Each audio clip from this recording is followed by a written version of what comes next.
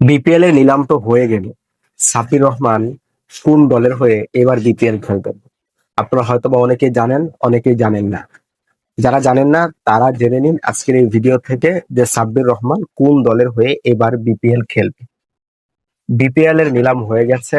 সেখানে বাংলাদেশের তারকা ক্রিকেটাররা একাধিক ফ্র্যাঞ্চাইজিতে তারা সুযোগ পেয়েছেন, তারা খেলবেন। সাব্বির রহমানকে নিয়ে আলোচনা কেন? যে সাব্বির রহমান বর্তমানে জাতীয় দলে নেই, অনেক দিন হয়ে গেল।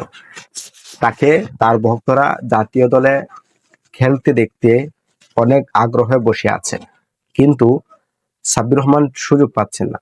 বিগত যেই বিপিএল হয়েছে সেই বিপিএল এ সাব্বির রহমান ঢাকা ক্যাপিটালস এর হয়ে খেলেছিলেন। তখন ঢাকা ক্যাপিটালস এর মালিক ছিলেন তখন চিত্রনায়ক শাকিব খান। এবারও ঢাকা ক্যাপিটালস এর হয়েই সাব্বির রহমান এবারে বিপিএল খেলবেন। এবারের মালিকানায় চিত্রনায়ক শাকিব খান নেই, কিন্তু সাব্বির রহমানকে ঢাকা ক্যাপিটালস রেখে দিয়েছে এবং সাব্বির রহমান এবারের বিপিএল এ ঢাকা ক্যাপিটালস এর হয়েই মাঠে নামবেন এবং আশা করা যায় তার পারফরমেন্স হবে অনেক বেশি ভালো এবং তিনি জাতীয় দলের সুযোগ পাবেন। যদি তিনি ভালো পারফরমেন্স না করেন তাহলে তো আর কিছু করার নেই, তবে তার মনোযোগ থাকতে হবে ভালো পারফরমেন্সের দিকে।